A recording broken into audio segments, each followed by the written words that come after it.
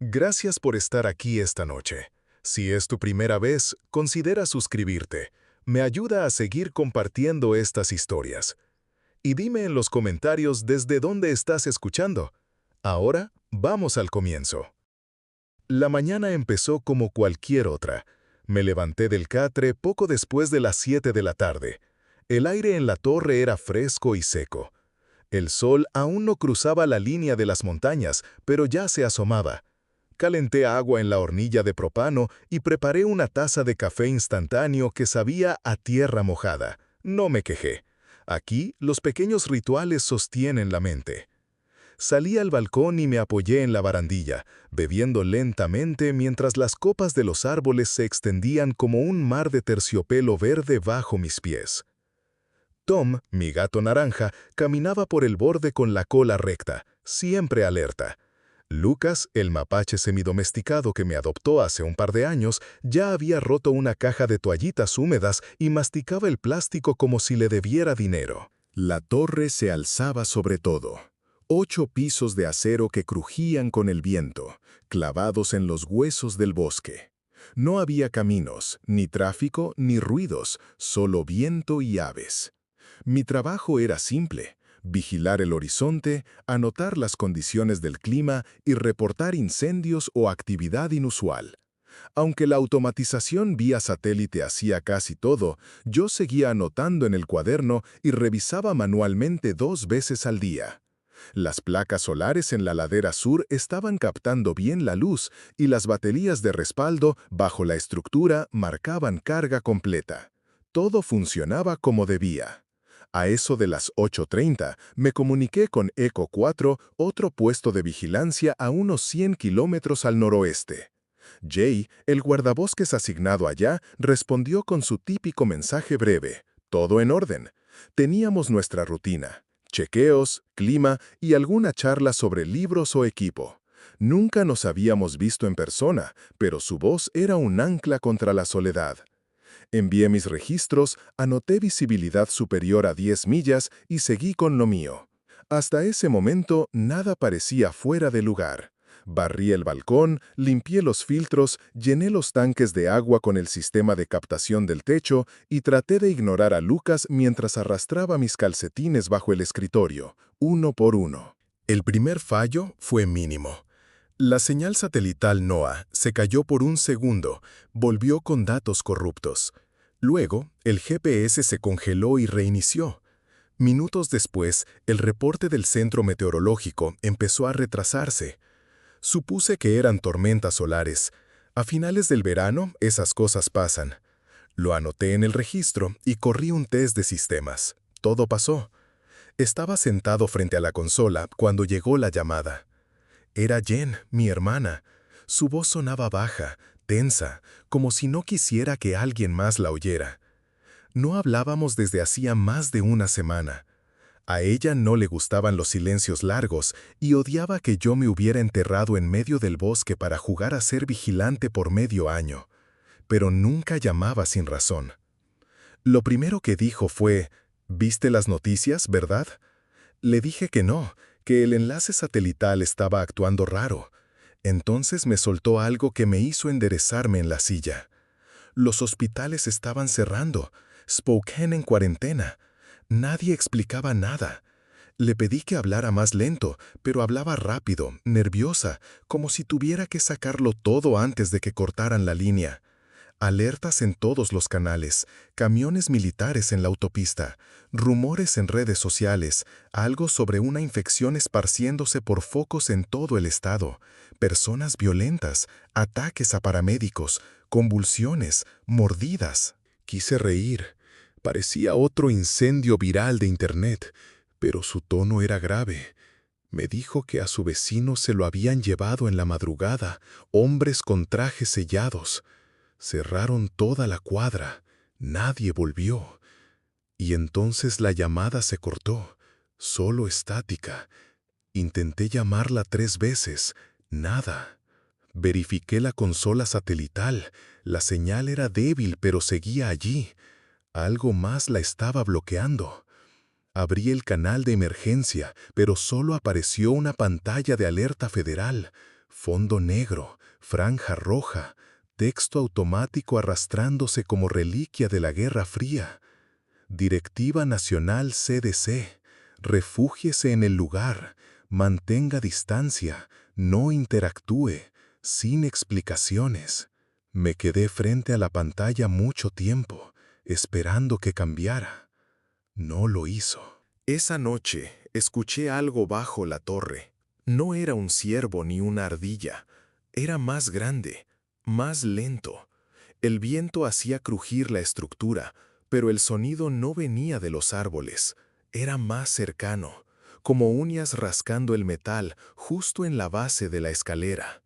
Apagué todas las luces y me arrodillé junto a la trampilla con el rifle en las manos. Tom se escondió en una esquina. Lucas desapareció bajo el fregadero. 20 minutos, escuchando. Algo rodeó la base 2 veces, luego se alejó hacia el bosque. No dormí. El segundo día comenzó con niebla. La visibilidad era inferior a 1 kilómetro.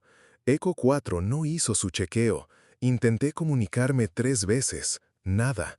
Cuando volví al canal del puesto base, la cámara en vivo estaba congelada. Solo una transmisión grabada repitiéndose cada 6 horas. Permanezca en interiores. Evite zonas urbanas. No evacúe salvo indicación directa. No se acerque a individuos infectados. Otra vez esa palabra. Infectados. Corrí diagnósticos. Todo en verde. Mi equipo no fallaba. El mundo sí. A primera hora de la tarde, vi movimiento en el sendero de incendios.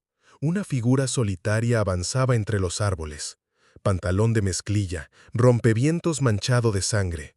Caminaba torcido, con un hombro colgando raro. Apunté los binoculares. Ojos vidrosos, mandíbula floja. Se detuvo a unos 15 metros de la base de la torre. Y ahí se quedó, sin mirar nada, solo de pie, mirando en dirección a la torre. Pasaron horas. No se sentó, no habló, no se movió. Al anochecer, se dio la vuelta y desapareció entre los árboles. Tampoco dormí esa noche. Mantuve las luces apagadas y el oído en el suelo. Tom se acurrucó en el armario de suministros. Lucas seguía en las vigas. A eso de las 2 de la madrugada, volvió el sonido. Metal raspando. Pasos lentos sobre la grava. Algo olfateando la base de la escalera. Esta vez se quedó más tiempo. En un momento, la manija de la trampilla vibró levemente. Apreté el rifle con fuerza, pero no disparé. Si todavía no sabían que estaba ahí, no pensaba darles motivos para averiguarlo. Día 3. Detecté una segunda figura en el sendero de la cresta. Luego una tercera. Esta era una mujer. Tenía el cabello largo, negro, enmarañado con algo oscuro y pegajoso. Caminaba como si sus piernas no le respondieran del todo, balanceándose con cada paso. Ninguno llevaba mochila, ni equipo. No había heridas visibles, solo sangre seca y piel desgarrada. No reaccionaban al sonido, no hablaban, se movían y se detenían como marionetas rotas tiradas por hilos invisibles. Nada en ellos era natural. Al mediodía, la consola se iluminó con un mensaje de Eco 4. Una sola línea. Torre comprometida. Señal cayendo. No confíes en órdenes de evacuación. Refúgiate solo. Y después, nada. Sin coordenadas, sin voz, solo silencio. Me quedé mirando la pantalla durante media hora, releyendo esas palabras. Comprometida. Esa palabra se quedó en mi cabeza. Significaba invadida. Significaba que alguien o algo había entrado. Significaba que probablemente Jay ya no estaba vivo. Decidí inspeccionar el sistema solar esa misma tarde. Algunas lecturas de energía habían sido inconsistentes. No quería bajar, pero si perdía el suministro, la torre quedaría incomunicada en 1 o 2 días. Encerré a Tom y Lucas, empaqué las herramientas y el arma y bajé con cuidado. Al principio, no vi nada. Las placas del sur parecían normales, hasta que me acerqué. El cableado de la esquina inferior izquierda estaba destrozado, no roído, roto, como si hubieran usado una palanca para arrancarlo. El panel estaba partido justo al centro, totalmente muerto. Me quedé en silencio, escuchando. Entonces lo oí, hojas secas crujiendo. Me giré despacio. Uno de ellos estaba parado entre los árboles, misma expresión vacía, misma postura caída. No se movía, no hablaba, solo observaba. Retrocedí sin dar la espalda, las herramientas apretadas en mis manos. La distancia entre nosotros era de unos 40 metros. No avanzó. Subí por la escalera tan rápido como pude, cerré la trampilla y la reforcé con todo lo que tenía a mano. Esa noche, apagué todos los sistemas externos y esperé. Algo golpeó una vez una de las patas de la torre. Luego, silencio. El cielo estaba despejado, las estrellas más nítidas que nunca. En algún punto, montaña abajo, un grito rompió el aire. No supe si era humano. No me asomé a las ventanas. Día 4. Empecé a reforzar el perímetro de la torre. No tenía mucho con qué trabajar. Instalé un sistema de poleas para bajar bolsas con restos de comida lejos de la base. Coloqué espejos de emergencia en el balcón para cubrir los puntos ciegos. Monté 2 trampas de caza en el segundo peldaño y armé una alarma rudimentaria con latas y alambre. Lucas inspeccionaba cada nudo como si supervisara. Tom no paraba de caminar de un lado a otro, con la cola rígida. El día 5 pasó envuelto en niebla, espesa como lana. No vi movimiento, pero lo sentía. Esa presión en el aire, esa tensión en el bosque, como si algo esperara justo fuera de alcance. La señal satelital no se actualizaba desde hacía 2 días, solo quedaba estática, y las mismas advertencias recicladas. No me molesté en afeitarme. Comí frijoles fríos y galletas de ración. Bebí agua filtrada del tanque de lluvia. Cada vez que cerraba los ojos, veía el último mensaje de Jay.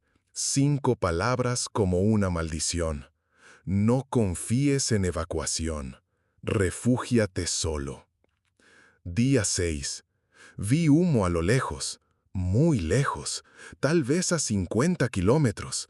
No era negro como un incendio forestal, era gris parduzco, tal vez un edificio, tal vez un choque, tal vez un pueblo ardiendo.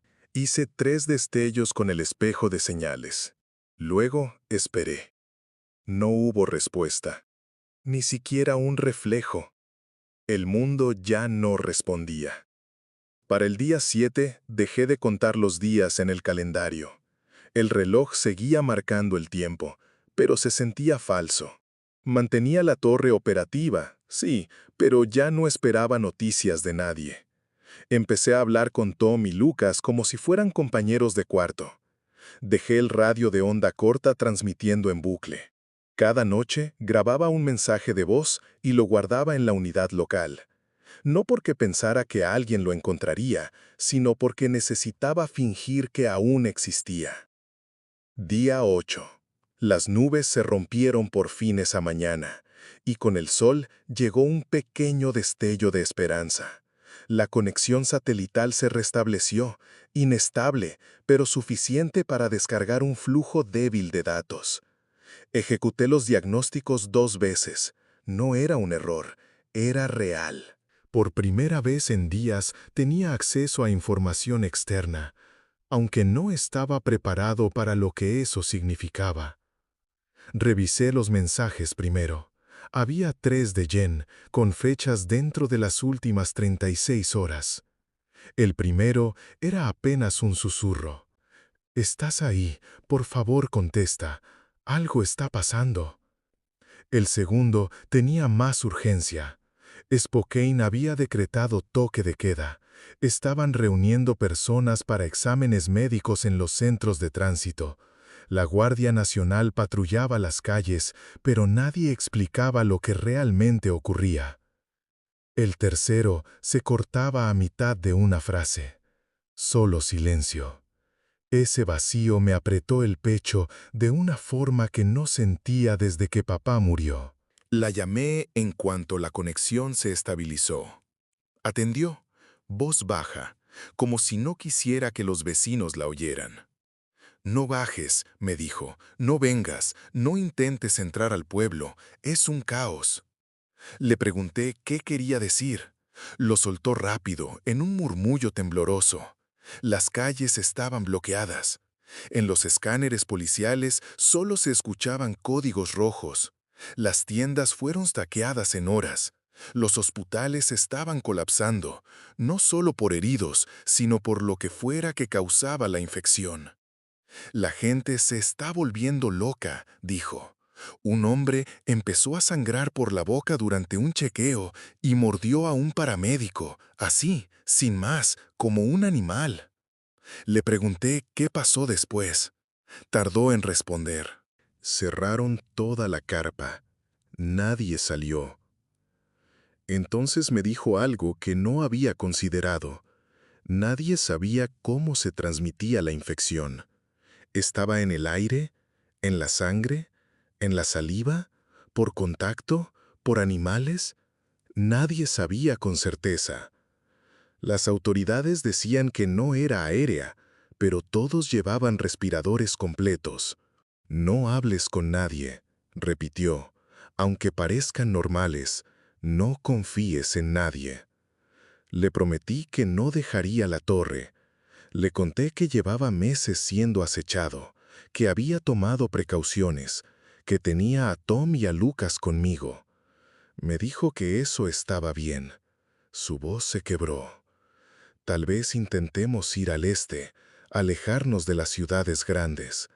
Si la frontera aún está abierta, tal vez Canadá. Te escribiré si nos movemos». Le pedí que tuviera cuidado. Fue la última vez que hablamos ese día. Cuando intenté volver a llamarla, la señal ya no respondía.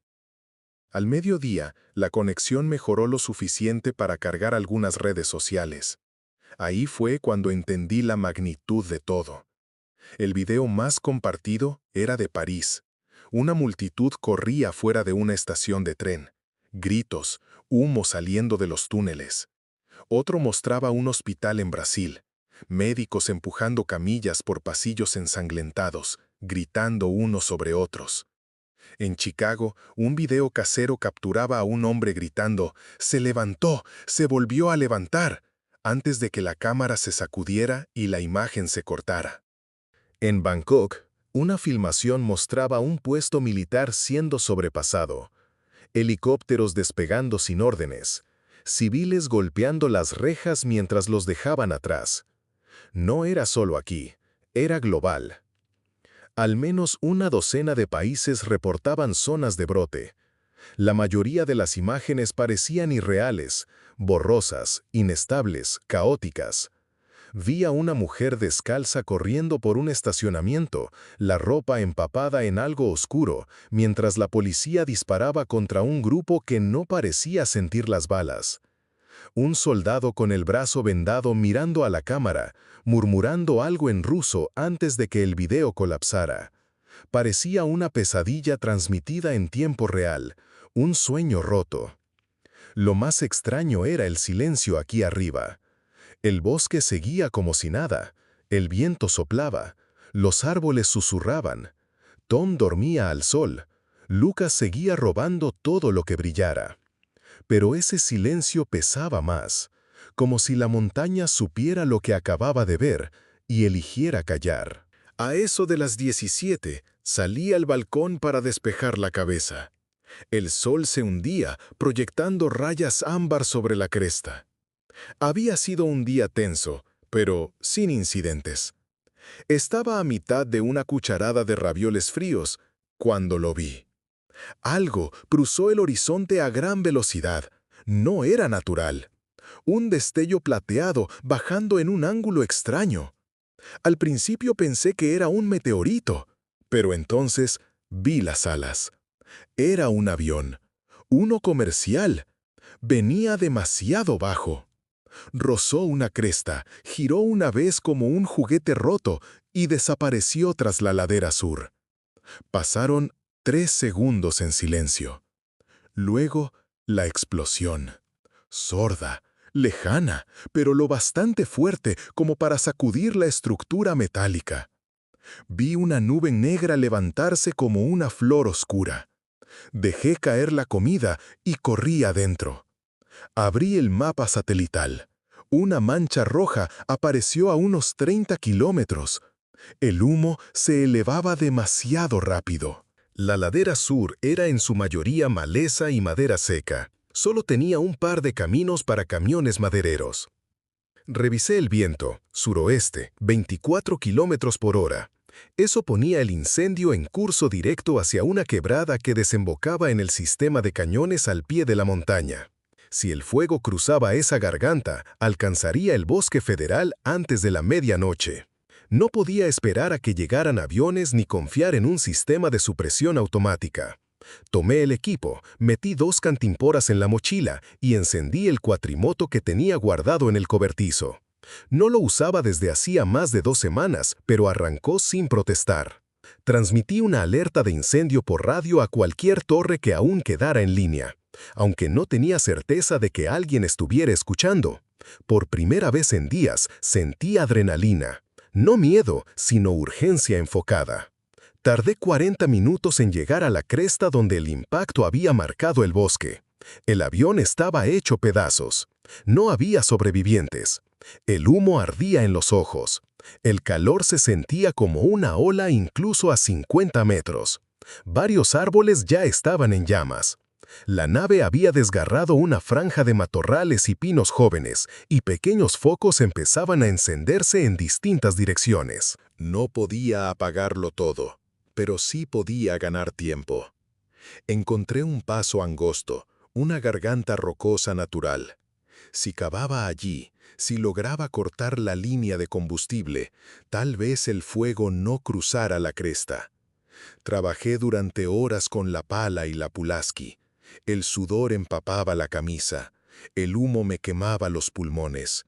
Usé los 3 sobres de supresor de emergencia que tenía. Uno en la ladera sur, otro en la cima y el último directamente en la trinchera. Las llamas se acercaban, rugiendo, pero yo seguía cavando. Cuando las primeras brasas comenzaron a caer, retrocedí. Observé. La línea resistió, por ahora. Me quedé allí hasta bien entrada la noche, viendo las llamas moverse como sombras vivas. Marqué el camino de regreso con varillas luminosas, por si debía volver. Cuando regresé a la torre, ya era pasada la medianoche. Las piernas me dolían, la espalda rígida. Tenía humo en el cabello, cortes en las manos y la voz rota de tanto gritar contra el viento. Tom maulló al verme entrar, como si hubiera estado fuera un año. Lucas me arañó la bota y arrastró una galleta rancia desde debajo de la mesa como ofrenda de paz. Le serví agua en un cuenco y me dejé caer en el catre sin siquiera cambiarme. Cada músculo me dolía. Fue entonces cuando lo comprendí del todo. No vendría nadie. No habría aviones, ni brigadas, ni equipos del gobierno para limpiar la zona. El avión se había estrellado y a nadie parecía importarle por qué. Aún podía enviar alertas, registrar datos, pero nadie los leía. El cielo estaba cubierto de estrellas, frías, distantes, inmensas, de esas que hacen que uno se sienta como la última persona viva sobre la tierra. Me quedé despierto durante horas, escuchando los crujidos de la torre, alguna ráfaga de viento y esa respiración baja del mundo, cambiando afuera. Día 9. Todo estaba oscuro, aunque el sol ya comenzaba a subir. El viento aullaba sobre la montaña, doblando los árboles en una especie de balanceo unánime. Las nubes llegaban pesadas, bajas, rozando las crestas. El aire tenía ese olor eléctrico inconfundible: ozono, pino, humo. Me senté junto a la ventana con mi segunda taza de café, observando cómo la línea de árboles desaparecía tras una cortina gris. Apenas había dormido. El cuerpo aún dolía por las horas de trabajo en la línea de fuego. Los dedos seguían ardiendo dentro de los guantes desgastados.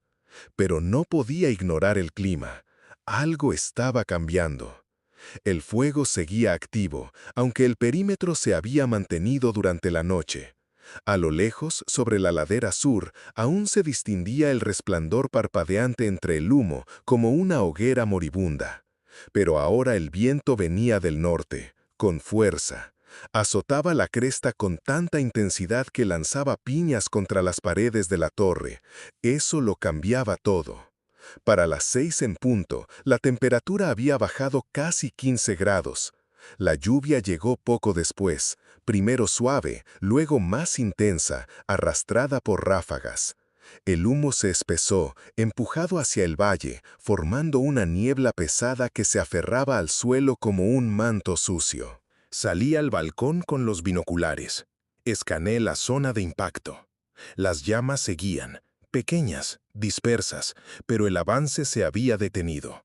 La tormenta estaba asfixiando al incendio. Una pausa natural, un golpe de suerte. Con el fuego contenido y la visibilidad recuperada, por fin podía ver el daño. Secciones enteras del bosque estaban ennegrecidas. Una cicatriz de más de 1 kilómetro bajaba desde el punto de impacto hasta una garganta profunda.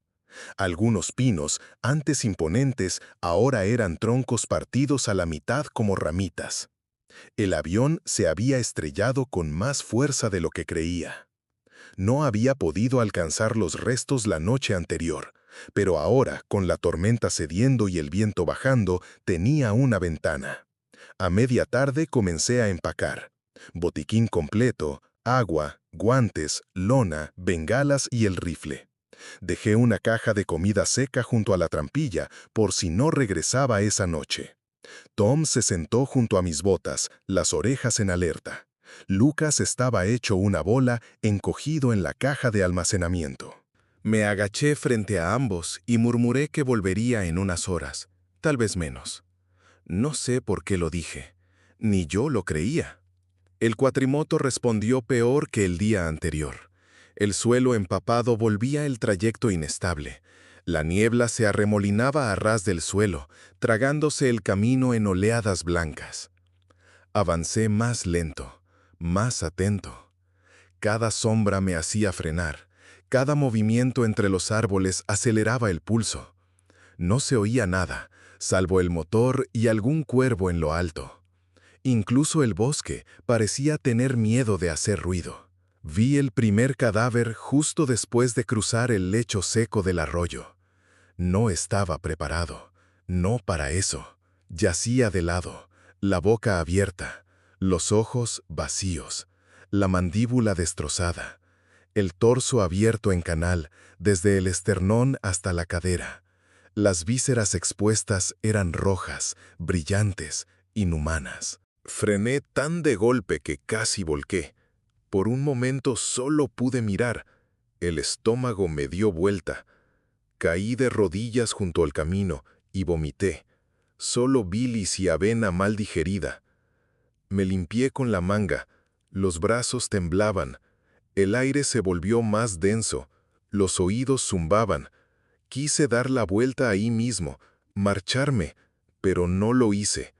Me obligué a seguir, aunque las piernas no querían moverse. Y lo peor, apenas empezaba.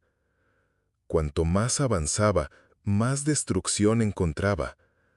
Un hombre colgaba de las ramas rotas de un árbol como si lo hubieran lanzado contra el tronco, las piernas flácidas, la corteza manchada de sangre. Una mujer medio enterrada en la maleza, el cuello torcido, los dedos aferrados al zapato de un niño. Un pedazo de torso, eso parecía, reposaba sobre un tocón, rodeado de ropa destrozada y restos de cinturón de seguridad. Sentí cómo el cuerpo se me enfriaba, como si alguien apagara un interruptor. Ya no pensaba, no analizaba, solo caminaba. No te detengas, solo sigue. Aparqué el cuatrimoto a unos 200 metros del fuselaje principal, oculto tras una formación rocosa. Lo último que quería era llamar la atención, si es que algo aún seguía con vida allí. Y para ese punto ya no sabía si estar vivo significaba estar a salvo. El avión se había deslizado por una ladera y terminado en una pequeña quebrada. La sección de cola era irreconocible, hecha jirones metálicos. Uno de los motores había sido lanzado hasta un claro, donde ahora silbaba débilmente dentro de un cráter de tierra suelta. El fuselaje central estaba abierto, reventado como una fruta madura. Había más cuerpos, algunos aún atados a sus asientos, con las caras congeladas a mitad de un grito, otros apoyados contra los mamparos o tendidos fuera de la fractura, como si hubieran sido expulsados. Un rastro de sangre salía por la compuerta rota y descendía hacia la quebrada, pero quien lo dejó ya no estaba. Avancé con el rifle en alto, el dedo junto al gatillo, la respiración controlada. Cada movimiento entre el humo me hacía tensar los músculos. Entonces lo escuché, una voz apagada, masculina, débil. Me moví con cuidado, pisando entre restos y vidrios hasta llegar a la cabina. Un joven yacía apoyado contra un compartimento de equipaje, el brazo izquierdo torcido hacia atrás en un ángulo imposible. Tenía la pierna atrapada bajo la estructura de un asiento colapsado. Estaba pálido, tembloroso, la camisa empapada de sangre, pero sus ojos seguían enfocados, seguían humanos. Me miró como si fuera una alucinación. «Ayuda», murmuró apenas. «Por favor». Me arrodillé junto a él. Le tomé el pulso. Empecé a mover la estructura para liberar su pierna. Estaba perdiendo mucha sangre. Apliqué un vendaje de presión de mi botiquín. Le di pequeños sorbos de agua. Estaba en shock, apenas coherente. «Ellos», empezó, pero tosió con fuerza. «Volvieron.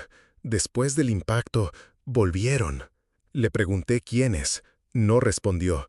Me miró fijo, pero era como si mirara a través de mí, como si viera algo peor detrás de mis ojos. En la parte trasera de la cabina encontré a otra sobreviviente, una mujer de unos 40 y tantos. Estaba sentada en un rincón del fuselaje abierto, el brazo envuelto en retazos de tela, la piel pálida, manchada.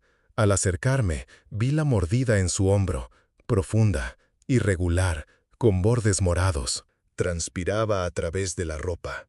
Los ojos le temblaban, los labios también. «No dejes que me convierta», susurró.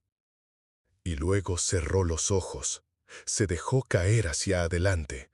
Aún respiraba, pero con dificultad. Alguien más había estado allí. Era evidente. Había rastros de arrastre, huellas ensangrentadas, botiquines abiertos. Pero no se oían voces. No había respuestas. Solo silencio. Y el crujir del fuselaje roto bajo el viento. Me quedé con ellos un rato. No sabía qué hacer. No podía moverlos a los dos. No tenía camilla. No había ayuda, ni ambulancia.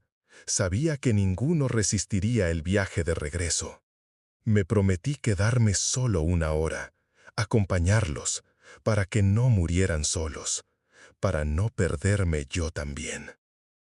Mientras tanto, revisé el lugar. Encontré paquetes sellados en la cocina del avión, unas cuantas botellas de agua, 2 botiquines pequeños, una pistola de bengalas con 2 cartuchos, una linterna aún funcional en el cinturón de una auxiliar de vuelo. Me lo llevé todo. No me enorgullece, pero necesitaba seguir con vida. Ambos estaban inconscientes ya. La respiración del joven era lenta. La mujer había dejado de temblar. Estaba agachado junto a la compuerta de carga, revisando los suministros, cuando escuché un sonido a mis espaldas. No era un quejido, Ni una palabra, solo movimiento. Me giré de inmediato. La mujer estaba de pie, los ojos abiertos, pero vacíos. La boca se movía, temblando, abriéndose más de lo que debería. La cabeza giró bruscamente hacia mí, como si tiraran de un hilo invisible. Solté los suministros y levanté el rifle. Se lanzó contra mí, sin vacilar, sin dudar. Solo una carrera espasmódica y violenta, su cuerpo moviéndose de formas imposibles para alguien herido. Disparé una vez, fallé. Disparé otra vez, le di en el hombro. No reaccionó. Retrocedí hasta chocar contra la pared y vacié el resto del cargador. 4 disparos más al centro del pecho. Cayó, pero seguía moviéndose. Tuve que usar la última bala, directo al ojo. Me quedé allí, entre el humo del fuselaje, con el rifle vacío, los brazos temblando, los oídos zumbando por los disparos. El joven no se movió, ni siquiera abrió los ojos. Lo revisé, ya no tenía pulso. Debió morir mientras yo buscaba provisiones. Tal vez fue lo mejor. No me fui de inmediato. Me quedé hasta que el viento cambió y el humo comenzó a entrar por las aberturas del avión como dedos buscando algo. Acomodé unas cajas junto a sus cuerpos y los cubrí con una manta de emergencia. No era mucho, pero era lo único que podía hacer. Cuando llegué de nuevo al cuatrimoto, me sentía vacío, adormecido. La ropa olía a pólvora, aceite y sangre seca. El regreso fue un borrón. Cada tronco parecía una figura, cada sombra una amenaza. Alcancé la torre justo cuando el sol se deslizaba detrás de la cresta, tiñendo las copas de los árboles con una luz naranja que parecía una despedida. Tom no se movió de la ventana. Lucas soltó un solo chillido y desapareció bajo la banca. Cerré la trampilla con llave y me desplomé en el suelo. Por primera vez desde que todo esto comenzó, lloré. No por ellos, ni siquiera por mí. Lloré por todo, por lo que el mundo se había convertido en apenas 9 días.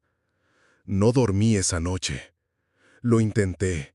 Me metí en el catre, cerré los ojos, me tapé aunque hacía calor, pero el sueño no vino.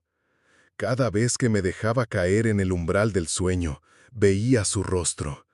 El instante en que sus ojos se voltearon antes de levantarse. El chasquido de sus extremidades, como si la muerte la hubiera soltado de las leyes de la física. Sentía el peso del rifle vacío sobre mi regazo, la sangre en mis manos. Cuando por fin me senté, era poco antes de las 4. Tom dormía en el alféizar, ajeno a la pesadilla que me rondaba. Lucas se había escondido en el estante de suministros. Su chillido ocasional era el único sonido en la torre. El viento soplaba desde el este, haciendo que la estructura crujiera con un ritmo lento y casi hipnótico, como si intentara arrullarme en una falsa sensación de calma. Hice café solo para tener algo entre las manos, más fuerte de lo habitual, negro, amargo, ardiente. Lo bebí igual. No podía dejar de pensar en ese momento, en cómo cambió la mujer. No fue gradual, no hubo una transición, ni convulsiones. Un segundo estaba inconsciente, al siguiente, algo más la habitaba. No era como una infección propagándose célula por célula. Fue como si alguien apretara un interruptor. Rápido, violento, irreversible. Eso fue lo que más me aterrorizó, porque significaba que no habría aviso, ni señales. Si alguien caía inconsciente por una mordida, tendría segundos, tal vez menos. No tiempo para pensar, solo para actuar. Y si dudabas, estabas muerto, o peor, convertido. No sabía qué me asustaba más. Para el amanecer, la tormenta había pasado del todo. La lluvia había dejado una capa brillante sobre el paisaje. El cielo, ahora despejado, era de un azul pálido, engañosamente tranquilo. A lo lejos, el humo del accidente seguía elevándose, pero más tenue, deslizándose hacia el siguiente valle. El fuego estaba muerto, el fuselaje se enfriaría, pero algo había cambiado. El silencio alrededor de la torre ya no era natural, no era paz, era expectativa. Pasé la mañana revisando el perímetro. Las trampas seguían intactas, las latas colgaban de la escalera. Nada parecía haber pasado, pero la sensación persistía, como si no estuviera solo. Cargué el rifle con un nuevo cargador. Solo quedaban 3, y 2 estaban a medio llenar. Cada bala empezaba a sentirse como una promesa o un precio. A eso de las 10, hice otra revisión de sistemas. Las placas solares se estaban recuperando. La tormenta había desalineado un par, pero nada grave. Limpié los bornes de la batería con vinagre y bicarbonato, reaseguré el cable de tierra, reinicié los inversores. Me llevó casi 1 hora. Normalmente sería aburrido, rutina, pero ese día cada ruido me congelaba. Una rama se partió en la ladera y casi me caigo de la escalera. Era un ciervo, solo eso. Pero durante esos 10 segundos, con el rifle en los brazos y el corazón golpeando en mis oídos, estaba listo para matar lo que fuera. Y no me gusta lo que eso dice de mí. Al mediodía, me obligué a revisar lo que había traído Reda del avión. 2 botellas de agua, algunas bandejas selladas de comida, una linterna funcional, un botiquín sin abrir.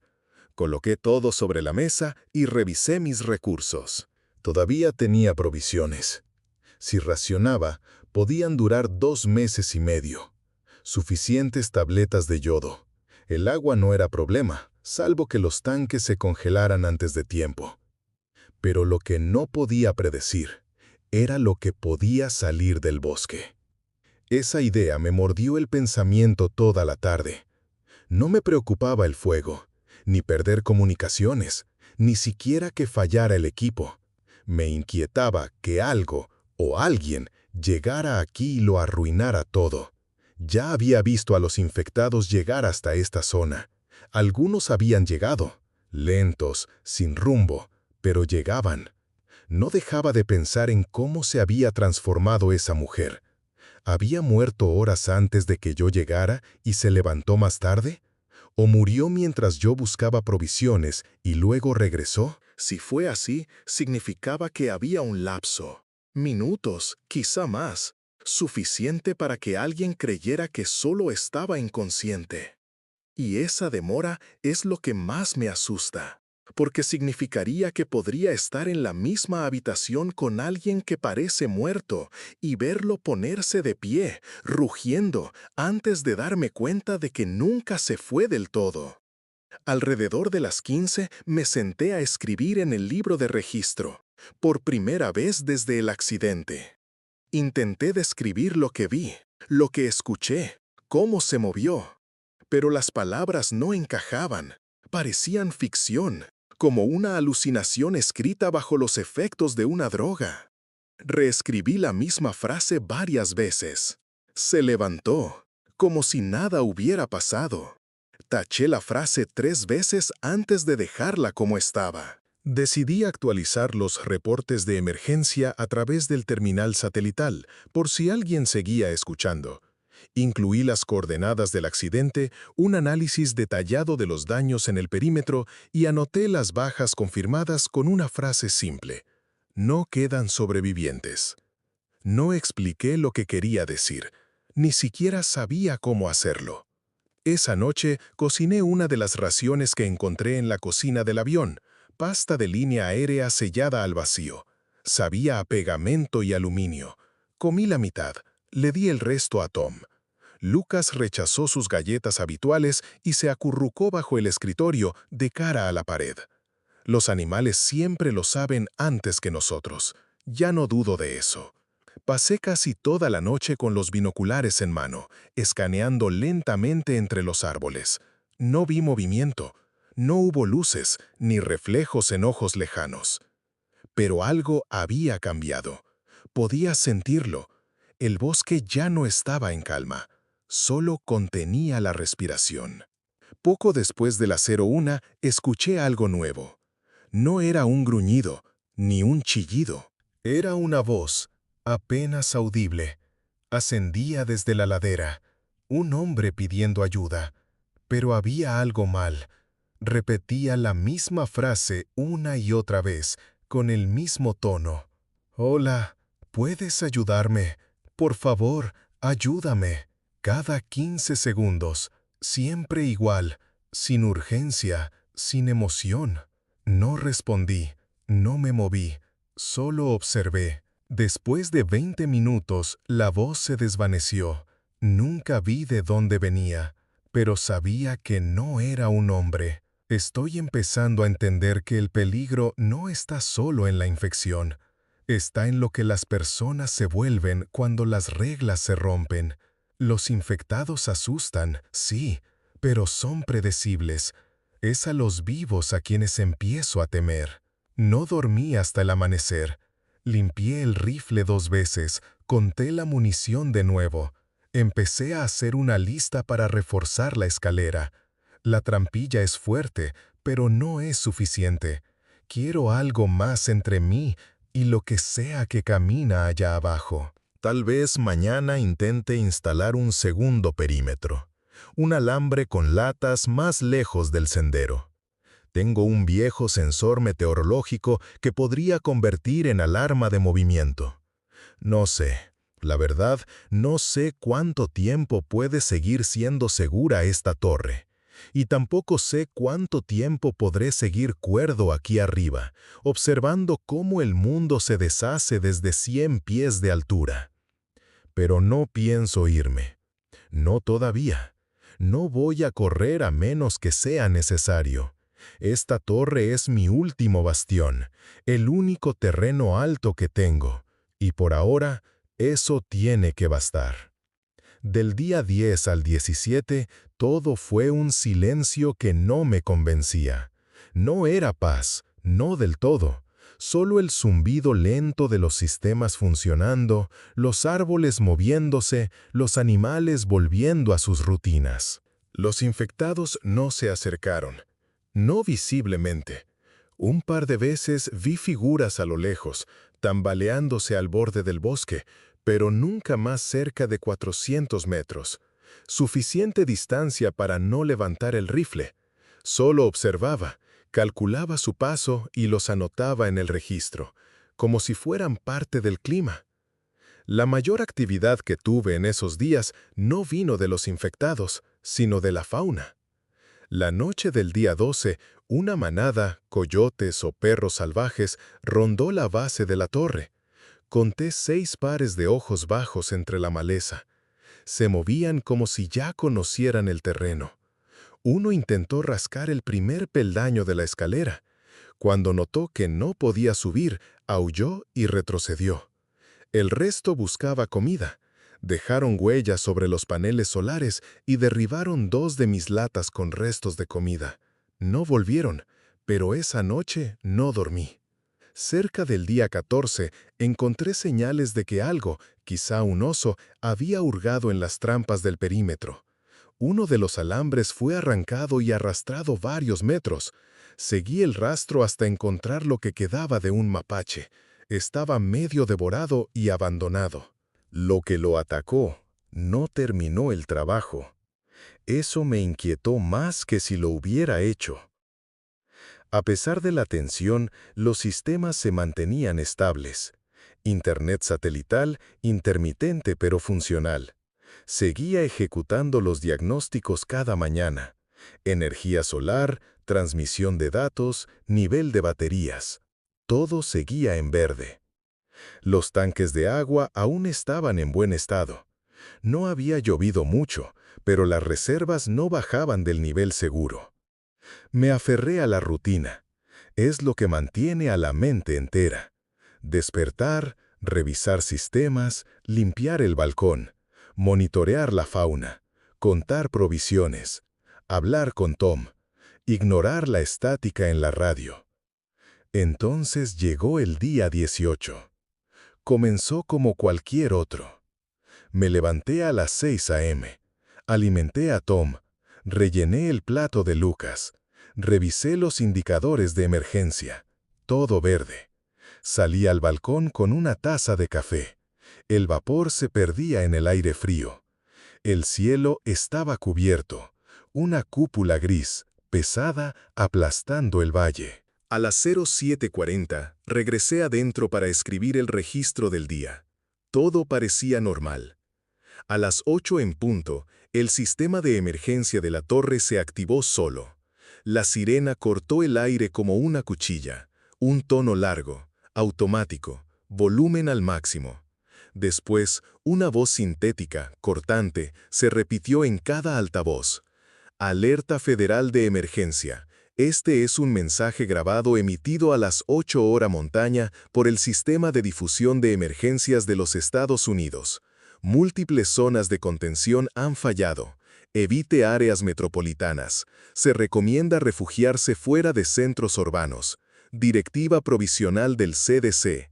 La infección puede presentarse con respuesta neurológica retrasada. Exposición a sangre o mordidas debe considerarse terminal. No confíe en rutas de evacuación no verificadas. Se repitió 4 veces antes de que encontrara el interruptor de anulación y apagara los parlantes. Las manos me temblaban al hacerlo. No escuchaba una transmisión así desde la temporada de incendios de 2019. Eso fue otra vida. Accedí al panel satelital y verifiqué el origen del mensaje. No venía de la red de guardabosques. Era una transmisión oficial. Nivel Departamento de Seguridad Nacional. No era local. No venía del sistema automático. Eso significaba que alguien, en algún lugar, con acceso autorizado, había activado esa alerta. Quizá horas atrás, quizá días, pero seguía transmitiendo. Aún estaba viva. Antes de que pudiera investigar más, apareció una notificación en pantalla. Mensaje de voz recibido. Remitente, Jen. Me quedé congelado. Luego presioné reproducir. Su voz sonaba desgastada, cansada, pero viva. Hola, no sé si sigues recibiendo esto. La señal es una mierda ahora. Vamos hacia el norte. Salimos de Spokane. Era demasiado peligroso. La gente se volvió loca. Saqueaban los puestos de control. Algunos fingían mordidas para saltarse las filas. Es grave, Cal. Muy grave. Tosió fuera de micrófono. Escuchamos un rumor. Que Canadá mantiene abiertos algunos pasos pequeños. Nada oficial, pero dicen que allá está más tranquilo. Menos población, menos infectados. Tal vez están haciendo las cosas de otra forma. Vamos a intentarlo por Roseland. Hay un camino de servicio viejo que atraviesa los árboles. Si llegamos, te escribo.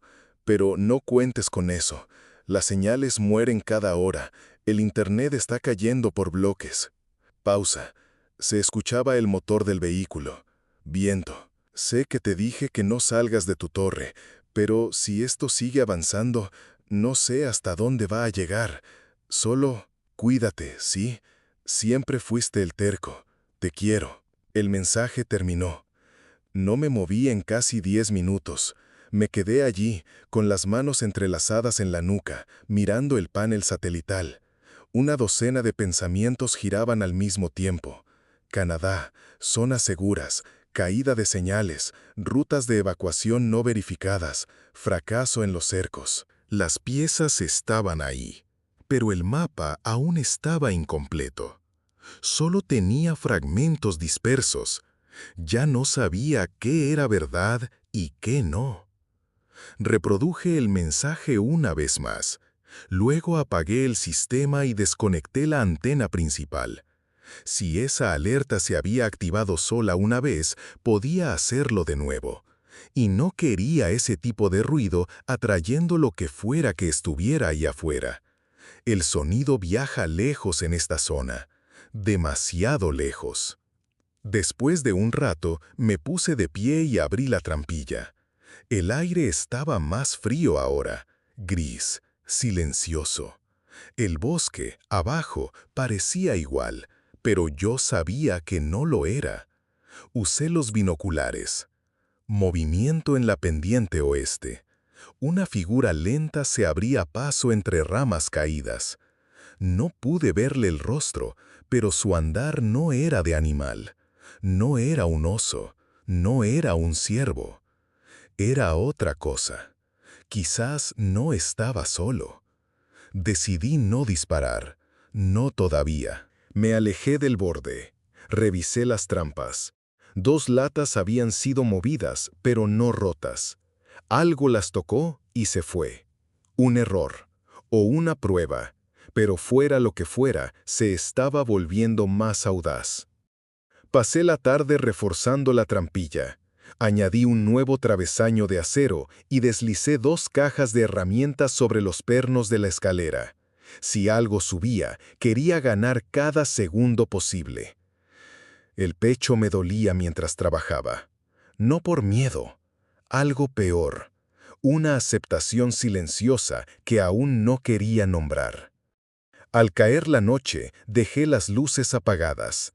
Me senté en una esquina con el rifle en el regazo.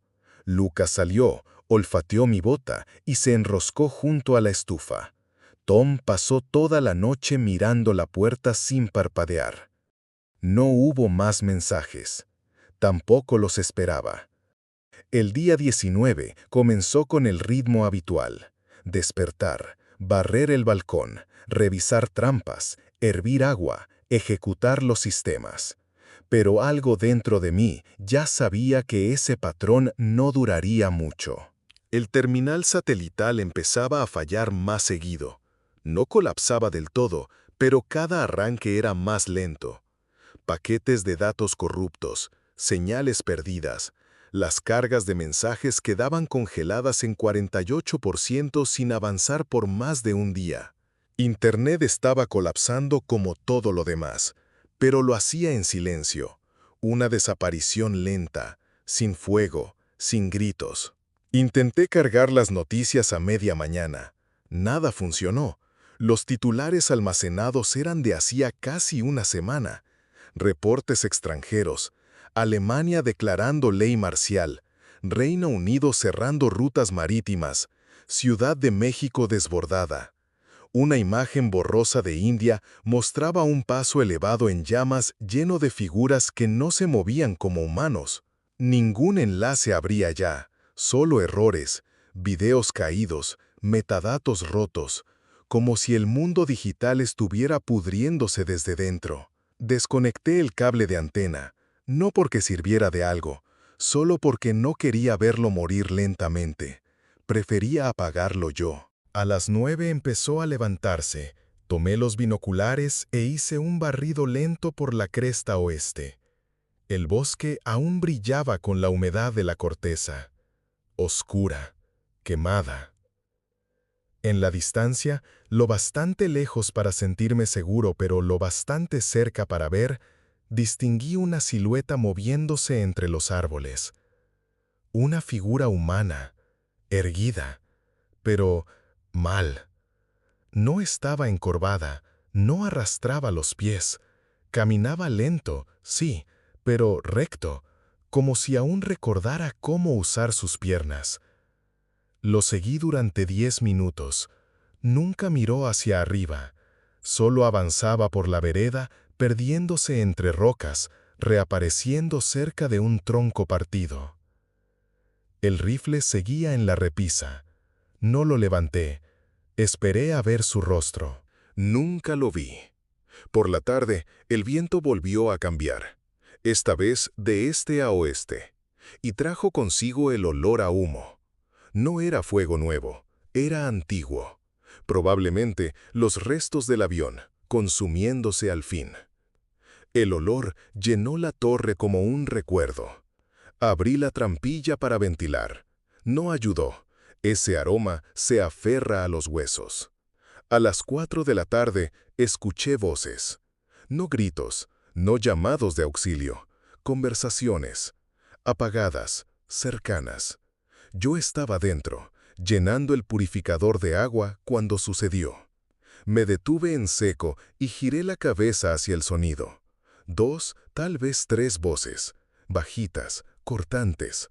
Una masculina, otra femenina, la tercera más lejos. No pedían ayuda, hablaban entre ellos. Apagué las luces y subí en silencio a la pasarela superior. El bosque seguía sumido en penumbra bajo el dosel, aunque el último filo de luz iluminaba la cresta lejana. Escaneé la pendiente este con los binoculares hasta que los vi. 3 personas caminando en formación suelta. Llevaban mochilas, avanzaban despacio, las cabezas en constante movimiento. No parecían infectados, al menos no desde donde estaba, pero algo en su forma de moverse me hizo apretar la mandíbula. No buscaban refugio, buscaban otra cosa. Me deslicé de nuevo hacia el interior de la torre y aseguré la trampilla con cuidado. Lucas ya se había escondido en su rincón. Tom me observaba desde la consola de radio, con las orejas bajas. Me moví sin hacer ruido, revisando las alarmas con latas en las escaleras y comprobando que las barricadas seguían en su sitio. No sabía qué querían, pero no pensaba gritar para averiguarlo. Pasaron bajo la torre 1 hora después. No volvieron a hablar, solo el crujido suave de las botas sobre la grava, el sonido sordo del equipo, y luego el silencio. Los observé tras el vidrio entornado hasta estar seguro de que se habían ido. Luego, esperé 20 minutos más. No sé qué dice eso de mí, que tenga más miedo de los vivos que de los infectados, pero dejé de fingir que no dispararía si tuviera que hacerlo. No es algo que me enorgullezca, solo soy honesto. Para el día 21, el terminal estaba completamente muerto. No encendía. Abrí el compartimiento, volví a colocar la tarjeta de enlace, cambié el último microrrelevo de repuesto. Nada. Solo luces rojas parpadeando y una pantalla en negro. El último mensaje que le envié a Jen seguía marcado como no enviado. No sé si llegó a Canadá, no sé si logró salir de Washington. Igual dejé el mensaje en cola. Sigo vivo, sigo en la torre, sin evacuación. Vigilo el perímetro, espero que estés a salvo. Estoy orgulloso de ti. Cerré el portátil, no lo volví a abrir. Para el día 24, dejé de usar fechas. Empecé a marcar las mañanas con líneas sobre una de las vigas de soporte. 1 por día, 7 por lado. Un calendario rudimentario hecho de desesperación. Ya no importaba qué día de la semana era. Solo existían 2 medidas, antes de que todo terminara y después. Empecé a hablar solo, primero con Tom, luego con Lucas, después con la torre misma. Contaba historias, repetía patrones del clima, narraba mis acciones como si grabara un video de entrenamiento para una audiencia que ya no existía. Ayudaba, hasta que dejó de hacerlo. El día 25 llovió de nuevo, fuerte, constante, de ese tipo de lluvia que hace que todo se sienta más pequeño. Pasé el día escribiendo en el cuaderno físico, sin pantallas, sin terminales, solo tinta y papel. Registré el encuentro con los viajeros, detallé lo que vi, describí su equipo, excedentes militares, sin insignias, mochilas bien organizadas, probablemente exguardias o saqueadores con cerebro. En cualquier caso, no era gente a la que quieras abrirle la puerta. Esa noche añadí algo nuevo al registro, un pensamiento que no lograba sacarme de encima. ¿Y si ya no soy un vigilante? ¿Y si lo que estoy vigilando ya está dentro del perímetro? No sabía qué significaba eso. Todavía no. Día 26. Desperté en silencio. Un silencio profundo, imposible, sin aves, sin viento, sin crujidos, solo inmovilidad. Pensé que había perdido el oído. Revisé cada ventana. El bosque seguía ahí, pero algo no encajaba. No había hojas agitándose, no insectos, solo árboles, detenidos. Entonces escuché el primer golpe. No fue fuerte ni agresivo, fue intencional. Uno, luego otro y otro más. Venían de la trampilla. No me moví. Me senté en el suelo con el rifle sobre las piernas, mirando al techo, contando los segundos entre los golpes. Llegaban como un latido, constantes, pacientes. Esperé 1 hora antes de acercarme gateando. Abrí la trampilla con cuidado. No había nada, solo una lata oscilando suavemente de la cuerda, y huellas embarradas en el último peldaño de la escalera. Pasaron 4 días después de ese golpe. 4 días patrullando la pasarela cada hora. 4 días revisando trampas sin descanso. 4 noches despertando con el rifle en las manos. 4 días de nada. No hubo más voces, ni más figuras entre los árboles. Solo el eco de aquel ritmo, callado, firme, contra la trampilla. Me convencí de que había sido un animal, o una rama mal colocada. Revisé la escalera. Las huellas seguían ahí, aunque la lluvia las había desdibujado. Podrían haber sido mías, podrían llevar semanas ahí. Eso me repetí. Me repetí muchas cosas, pero algo dentro de mí no lo creía, no del todo. Día 30. Necesitaba reabastecer una de las reservas que enterré 3 semanas atrás. Una salida de emergencia por si la torre ardía o me veía obligado a escapar. Una caja de munición sellada, comida liofilizada, baterías, un filtro de agua, una bengala y una radio de emergencia. La escondí a medio kilómetro cuesta abajo, bajo una roca falsa, detrás de un grupo de troncos podridos, bien oculta, sin marcas. Ni siquiera Tom me vio enterrarla. Esa mañana el viento era suave. No había movimiento en los árboles. El bosque parecía tranquilo, como si me diera permiso. Empaqué ligero. Llevé solo el rifle de reserva, el principal seguía en mal estado, el cuchillo táctico y el teléfono satelital. Estuve fuera menos de 40 minutos, pero fue suficiente. Suficiente para que ellos se movieran. Lo supe apenas volví por el sendero oeste. La torre estaba distinta. No vacía, silenciada. La lona azul que había amarrado la semana pasada ya no estaba. Uno de los paneles solares estaba girado en el ángulo incorrecto para recibir luz de la mañana. Vi movimiento a través de las rendijas de las ventanas, sombras que no reconocí. Y entonces lo vi. Mis propias botas, tiradas al pie de la escalera. Una de pie, la otra caída de lado, como si alguien las hubiera lanzado. Me congelé, no por miedo, no por sorpresa. Fue el cuerpo el que lo entendió antes que la mente. Las piernas se negaron a moverse. Me quedé agachado detrás de un tronco caído y escuché voces, risas, un tarareo. Alguien gritó algo desde la torre. No entendí las palabras, pero el tono era casual, cómodo, como si fueran dueños del lugar. Uno de ellos salió al pasillo exterior. Chaqueta de lona, botas pesadas, barba. Llevaba mi rifle. Lo levantó y escaneó la ladera, con la naturalidad de quien ya lo había hecho antes. No me vio, pero yo a él sí. Y supe. Eran los excursionistas que había visto días atrás. No estaban perdidos. Me observaban, me estudiaban. Vieron la red solar, las líneas de comida, mis rutinas.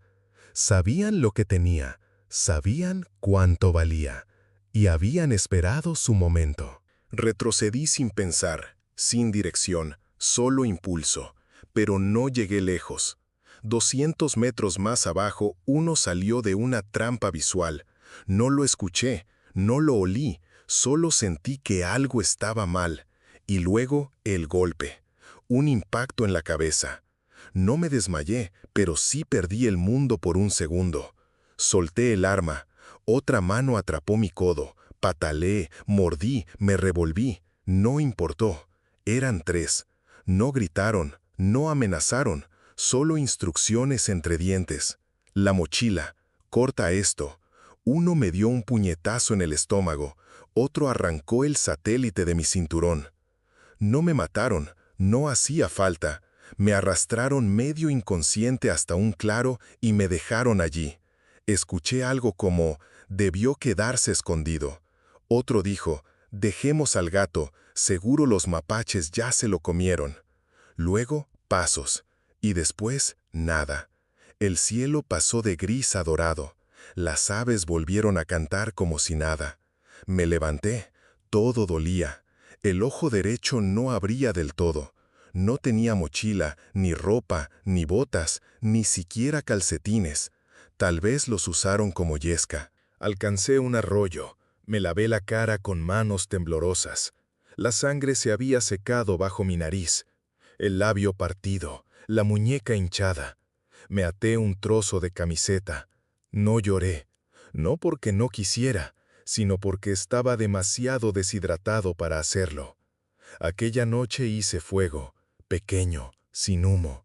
Dormí bajo un tronco, abrazado a la llama. No soñé con nada. A la mañana siguiente, día 31, vi humo salir de la torre. Tal vez servían agua, tal vez calentaban mi comida. Observé desde la cresta durante horas, y entonces lo decidí. No iba a arrastrarme por el bosque como un animal herido. Iba a recuperarlo. Tal vez no mañana, tal vez no esta semana, pero lo haría. Esa torre era mía. Yo conocía sus puntos ciegos, cada sensor, cada panel solar, cada vía de escape. Ellos no. Los siguientes 2 días me escondí y sané. Me movía de noche, arrastrándome entre agujas de pino y barro. Bebía de charcos, comía insectos. No dejaba huella. Vi sus siluetas en la pasarela. Uno fumaba, otro limpiaba mi rifle. Reían, se sentían seguros. Para el día 34 ya conocía su rutina. Quién dormía, quién vigilaba, quién era perezoso. Eran descuidados. Usaban el equipo mal, dejaban caer el rendimiento solar, se movían como si estuvieran a salvo. El día 36 caminé hasta los restos del avión. No había comida ni mochila, solo decisión. El fuego se había extinguido hacía tiempo, los cuerpos habían desaparecido, pero el equipo seguía allí. Encontré cuchillos, bengalas, radios, un arnés, tinta adhesiva, un botiquín y un destornillador largo. También una visera rota que encajaba en mi sien magullada. Pero la joya estaba bajo el asiento del piloto. Un hacha de fibra de carbono, afilada como una navaja. La probé en un tronco podrido. Lo partió sin esfuerzo. La llamé la repetidora, porque iba a seguir cortando hasta que volviera el silencio. Regresé al borde del bosque el día 38. Comí ardillas, bayas, piñones. Robé un ave muerta de la guarida de un coyote.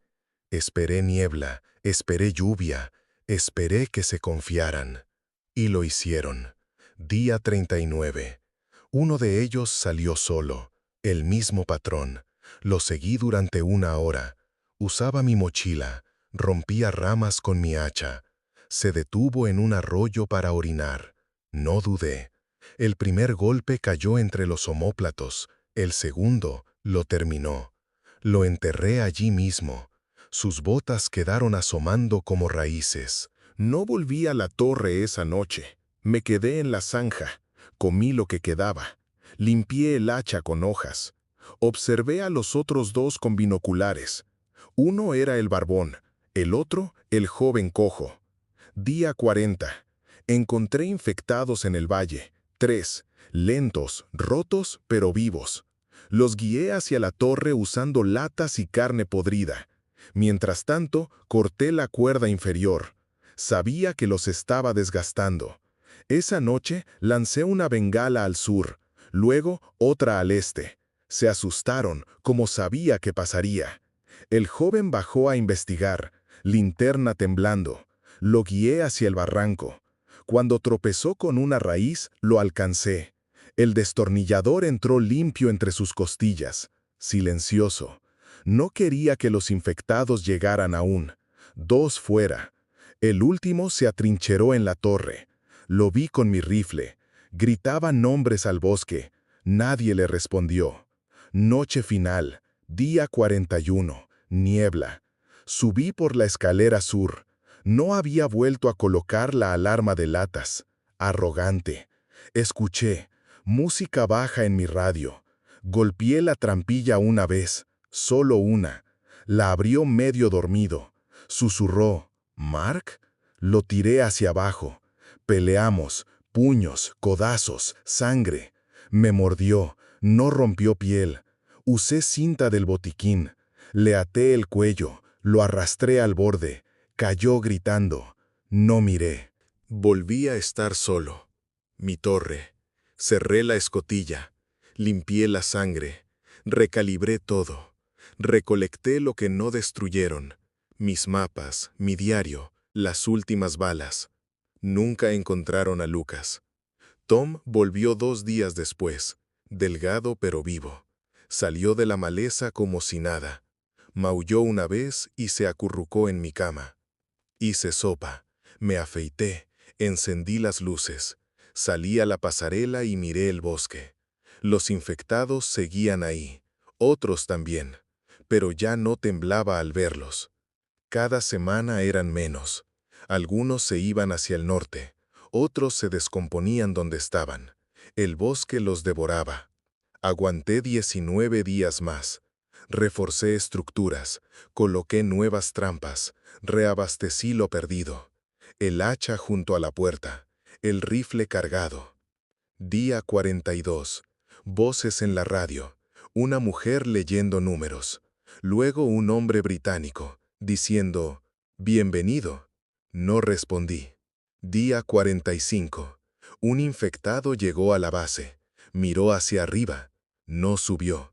Se fue al atardecer. Día 49. Un ciervo cayó en una trampa. Comí durante 4 días. Lucas vigilaba la puerta cada noche. Día 53. Un dron. Alto. Plateado. Sin marcas. Señalé con un espejo. No respondió. Día 55. Encontré una foto vieja. Una mujer con 2 niños en un muelle. No era mía. La quemé. Algunas cosas no pertenecen aquí. Día 57. Pensé en irme. Empaqué. Estudié mapas. Pero algo en el pecho dijo no. Dijo espera. Solo un poco más. Día 59. Lluvia fuerte. El arroyo se desbordó. Borró las últimas huellas de quienes intentaron arrebatarme esto. Lo vi desde arriba, seco, vivo, más despierto que nunca. Y ahora, día 60. Sigo aquí. La energía resiste. Las trampas están listas. Los animales se mantienen lejos. Los infectados no han vuelto. No hay nuevas voces. Ningún rastro de Jen. Ningún mensaje del exterior. Pero está bien. Tengo comida. Tengo silencio. Tengo 2 manos útiles y una torre que ya no me quitarán.